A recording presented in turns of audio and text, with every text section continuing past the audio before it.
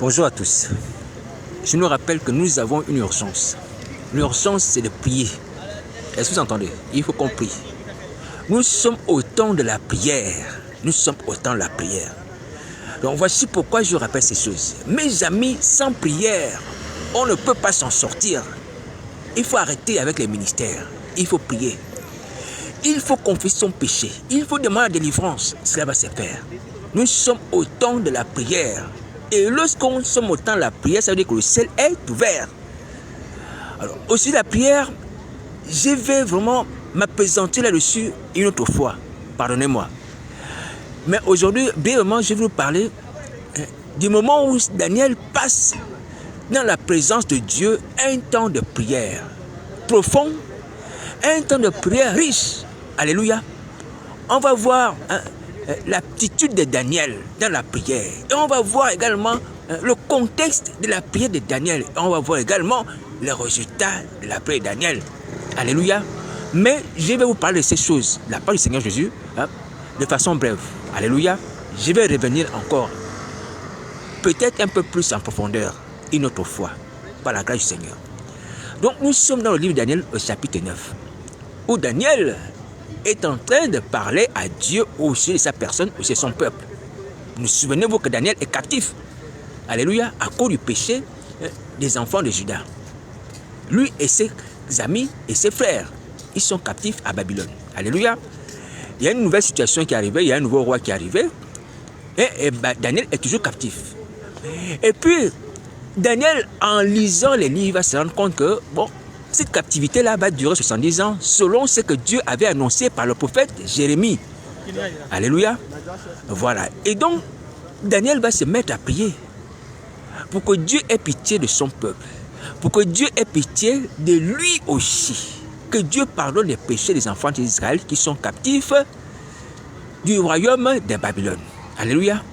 Voilà, on va regarder ça brièvement.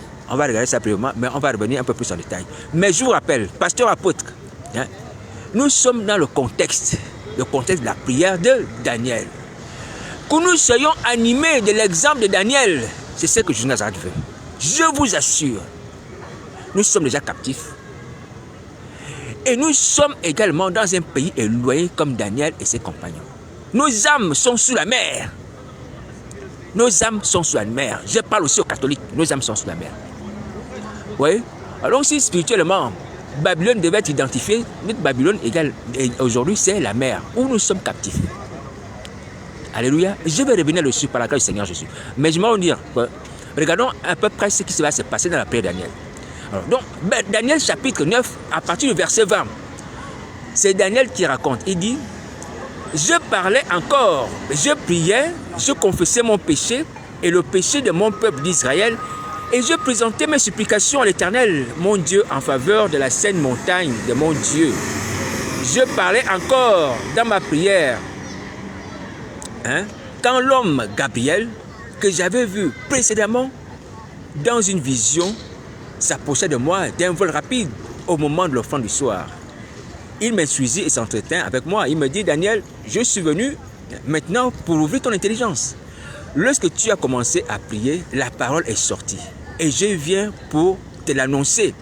Car tu es un bien-aimé, sois attentif à la parole et comprends la vision. Alléluia. Voici ce que Gabriel dit à Daniel. Et dans la suite, Gabriel va commencer à expliquer à Daniel la vision. Vous voyez, la captivité qui va durer 70 ans, c'est ce qui s'est passé. Alors, ce qui nous intéresse particulièrement aujourd'hui, c'est de voir que Daniel confessait son péché. Il confessait le péché de son peuple devant la face de l'Éternel des armées. Et pendant qu'il confessait son péché, il n'avait pas demandé la présence de Gabriel. Gabriel est descendu pour s'entretenir avec lui. Alléluia. Alors, j'aimerais d'abord te dire, pasteur apôtre, que nous sommes observés depuis le ciel. Le ciel nous observe. Le Père, le Fils, les anges nous observent. Est-ce que vous entendez ça? Donc, ça, c'est déjà un point à prendre en considération. Que le ciel nous observe, il est attentif à nous et à nos prières. J'aimerais que nous puissions prendre ça en considération lorsqu'on va prier. Nous sommes dans le temps de la prière. Donc lorsqu'on va prier, on doit prendre en considération que je suis observé. Le ciel m'observe. Le Père est assis. Il va entendre ma prière. Jésus Nazareth est assis à sa droite. Il va entendre ma prière. Alléluia. On doit prendre conscience de ça, de l'existence du ciel qui nous observe lorsqu'on prie. S'il vous plaît. Moi aussi. C'est un rappel vraiment, je vous assure, urgent et un rappel essentiel. À moi. Hein? Alléluia. À moi aussi. Vous voyez, nous avons souvent eu l'habitude de considérer que lorsque nous sommes sur la terre, ou peu importe quoi que nous fassions, il n'y a que le diable et ses démons, les sirènes qui sont sous la mer, qui nous observent. Non, non, mes amis. Le ciel nous observe. Et surtout lorsqu'on va prier, ils sont attentifs, tous, à ce que nous disons. Alléluia. Donc, c'est un encouragement que j'aimerais nous faire partager aujourd'hui. Et nous dire, mes amis, n'ayons plus peur. N'ayons plus peur d'aller prier. Parce que lorsqu'on va prier, le ciel va nous entendre. Le ciel va nous observer. Ils vont tendre l'oreille à nos paroles. On va dans la présence de quelqu'un qui vit du Père et de son Fils. Le ciel est réel, mes amis. Le ciel est réel. Arrêtons de considérer simplement que selon le ténèbres nous observe. Satan a les écrans, les sirènes les écrans, ils ont des téléphones, peu importe, pour nous appeler, menacer, toutes ces choses. Oui, ça peut exister, ou ça existe. Mais ce que nous avons à prendre en considération, et voici le bon combat, c'est la communion avec le ciel. C'est le fait que le ciel m'observe lorsque je vais faire telle ou telle chose. Parce que c'est du ciel que me vient le secours. C'est du ciel que me vient la délivrance, la vie. La pluie de l'arrière-saison, elle vient du ciel. Alléluia. La manne tombait du ciel. Elle ne venait pas de la mer. Est-ce que vous voyez? Le Fils de l'homme est descendu du ciel, venant sur la terre, il est reparti au ciel là où il était. C'est au ciel que se trouve notre salut. Alléluia. Et lorsqu'on prie, on doit avoir conscience que le ciel est ouvert, que le ciel nous observe, que les habitants du ciel nous voient. Arrêtons de considérer toujours que les démons nous voient. Satan, ces démons nous voient. Satan, ces démons me voient, m'attaquent. Vous voyez? Et ça ne doit pas m'amener à me troubler. Sans être quelque chose, je ne suis pas arrivé. Hein? Et c'est qu'il essaie de m'amener à croire. Oui? Que toutes les fois que je ferme les yeux, il m'attaque. Toutes les fois que je ferme les yeux, que je sois dans ma chambre ou ailleurs, dès qu'il ferme les yeux, il m'attaque. Bon, il me fait comprendre qu'il m'observe partout. Il me suit partout. J'entends même les gens parler. À mon oreille, je sais que c'est Satan qui parle à ces gens-là. Mais ça ne doit pas m'amener, je ne suis pas arrivé. Toi aussi à être troublé. Satan peut parler au travers des gens à côté de toi. Alléluia. Il peut crier, hein, utiliser les gens pour parler, te parler, te menacer. Mais prends conscience que le ciel est devant moi. Que le ciel aussi m'observe. Et c'est devant le ciel que j'ai le secours, j'ai la vie et la protection contre le diable. Il faut considérer le royaume des cieux, mes amis, comme une vérité, une réalité. Alléluia. Même si on a commencé par aller dans la mer, aller dans le royaume du diable, cohabiter avec des démons, des sirènes, hein, et tous ces anges déçus, vous voyez, on doit considérer le royaume des cieux en premier, dans la situation de salut. Et surtout lorsqu'on va prier. Alléluia. Donc on doit prendre conscience de ça. Que le ciel est réel, le ciel est vivant, on nous observe. Lorsqu'on va prier, on nous observe, on est attentif à nos prières. On ne va pas machinalement prier comme ça. Alléluia. On va prier parce qu'on sait qu'en haut, il y a des gens qui nous entendent. On sait qu'en haut, il y a des gens qui nous observent. On sait qu'en haut, il y a des gens qui vont nous exaucer. Alors, lorsque Daniel a commencé à prier, et ce qu'il raconte, Gabriel est descendu. Alléluia, Gabriel est descendu. Un ange est venu. L'ange Gabriel s'entretient avec Daniel. Ça veut dire quoi? Ça veut dire que pendant que tu vas te mettre à confesser ton péché, à prier, demander pardon, demander ta délivrance, le Père peut envoyer, il peut envoyer un ange, venir à ton secours. Est-ce que tu entends? Si tu es menacé, peu importe la mission, mais il peut envoyer un ange. Va prier, va prier. Le Seigneur Jésus lui-même peut se manifester à toi. Venir dans ta chambre, te visiter. Que ce soit Gabriel, que ce soit le Seigneur Jésus. Alléluia. Que ce soit même le Saint-Esprit. Aie foi en la parole de Dieu. Ce que je vous dis est aussi pour moi, je vous assure. Et ça, c'est un véritable trésor. Alléluia. Voici comment on dit que la Bible vient de ce qu'on entend. Hein, la foi vient de ce qu'on entend. Et ce qu'on entend vient de la parole de Christ. La foi vient de là. Elle dit qu'aujourd'hui, quand on va prier, on va s'interroger, dire, est-ce que je vais prier quelqu'un qui est vivant? Est-ce que je peux prier quelqu'un qui peut m'envoyer du secours? Mais dès qu'on lit, par exemple, l'exemple de Daniel, on se rend compte que oui, au ciel, il y a les gens. Il y a le Père, le Fils. Alléluia. Et un ange peut venir me secourir. Donc, on ne peut plus avoir peur.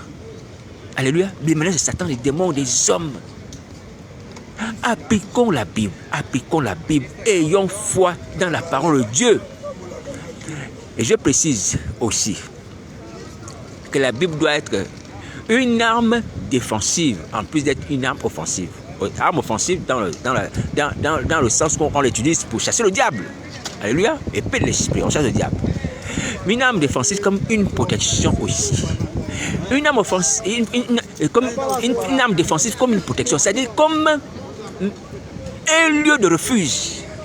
On se réfugie dans la parole de Dieu pour se protéger des tribulations, des séductions, des persécutions, de la sorcellerie. On s'environne de la parole de Dieu. Oui, comme si tu étais quelqu'un qui porte un vêtement de pompier, comme le feu. Alléluia. La parole de Dieu doit être comme ça, comme un vêtement de pompier. Vous voyez les pompiers qui portent des vêtements et tenues contre le feu là.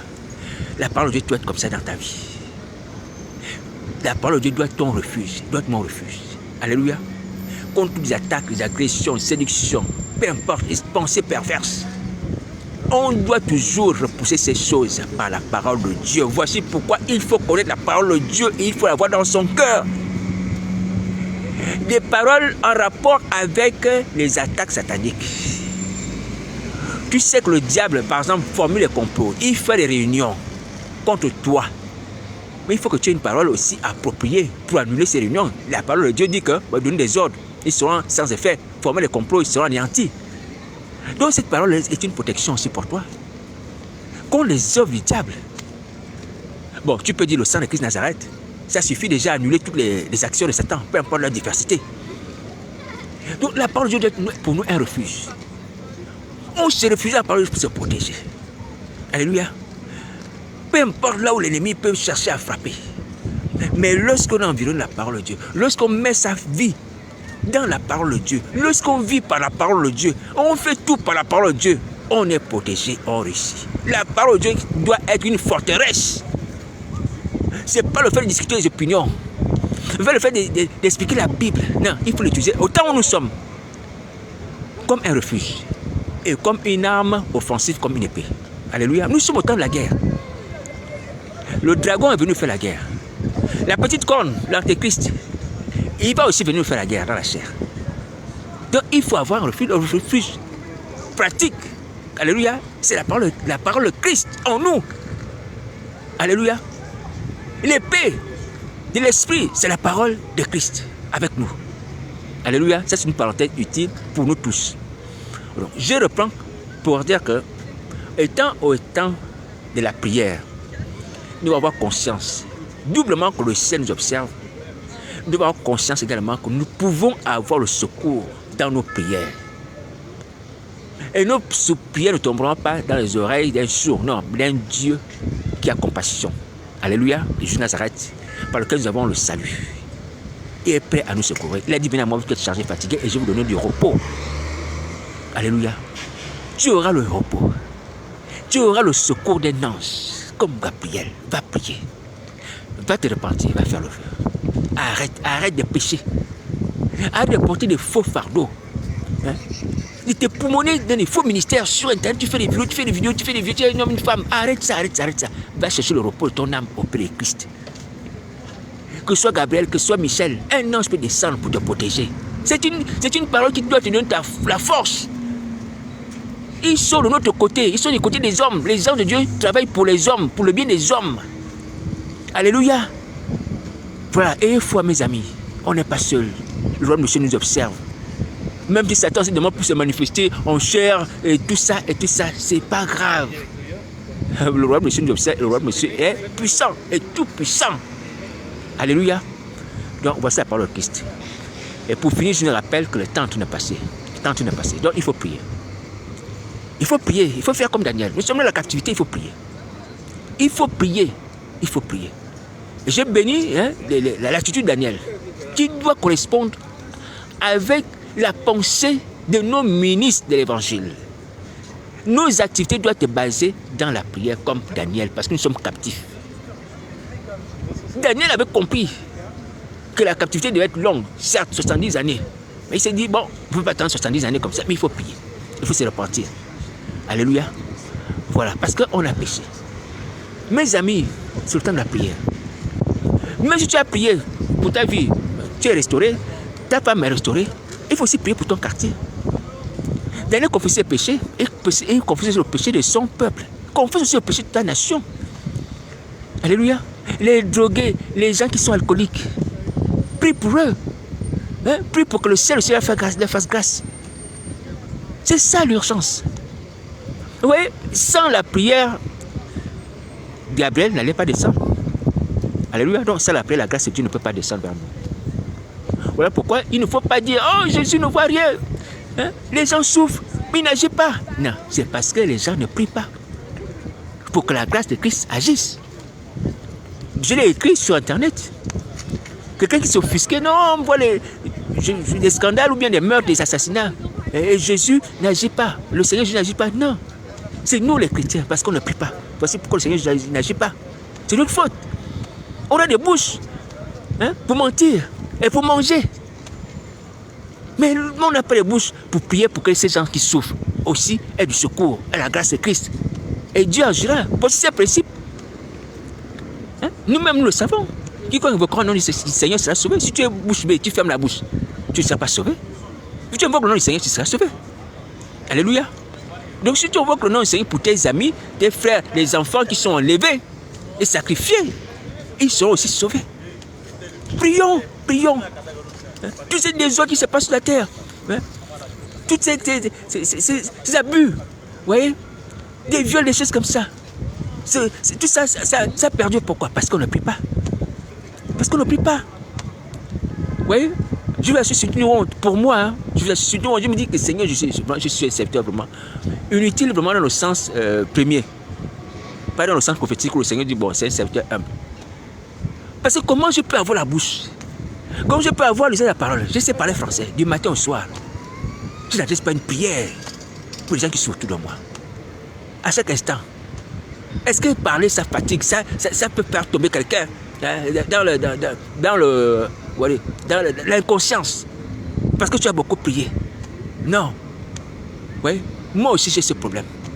On doit passer du temps à prier. Les problèmes sont innombrables. Ils sont nombreux. Mais c'est la prière qui va permettre qu'ils soient résolus. C'est la prière. Mes amis, c'est la prière. Toutes les fois qu'on respire, on doit prier. Toutes les fois qu'on respire, on doit prier. Les gens veulent le réveil, les gens veulent la résurrection, les gens veulent la restauration, ils veulent les miracles, il faut prier. Il n'y a pas d'autre moyen. Nous avons les témoignages de ces choses. On a entendu les grands réveils dans les nations, dans les pays. Mais ces réveils sont produits comment? C'est par la prière. Oui, on respire bien. Oui, on expire, on aspire l'air, on expire l'air. On prononce ces paroles. Mais on peut aussi prononcer les paroles pour les gens. Pour que le mal disparaisse. Pour que le royaume de Dieu soit manifesté. La volonté de Dieu soit faite sur la terre. Oui. Moi aussi, je suis fautif. Je le dis, Mais c'est pas bien. On doit prier. Donc, voici la parole de Christ. Il faut prier, il faut prier, il faut prier, il faut prier. Donc, arrêtons un peu du temps. Plus de missions sataniques, s'il vous plaît. Plus de missions sataniques, des tueries, des meurtres, des enchantements. On arrête ça, on arrête ça. C'est le temps de la prière. Le ciel est ouvert. Alléluia. Le ciel est ouvert. La rosée de l'arrière-saison, la pluie de l'arrière-saison peut tomber. C'est une image. Quand Gabriel descend, ça veut dire que les grâces peuvent tomber. Alléluia. Peu importe. La délivrance, la guérison, tout ce que tu veux. peut tomber aujourd'hui. Alléluia. D'abord les choses en haut. Les mariages, les enfants, c'est après. D'abord le royaume des cieux, salue ton âme. Prioritairement. Alléluia. Le mariage des enfants, c'est après. Ils viendront. Ces enfants viendront. Ce mariage viendra aussi. Mais il faut d'abord chercher ta liberté, ma soeur. Alléluia. Ton affranchissement. Le mari de ta vie viendra. Il viendra. Mais cherche d'abord ta délivrance. Bon courage. Hein? Et même pour les hommes aussi, c'est pareil. Bon courage.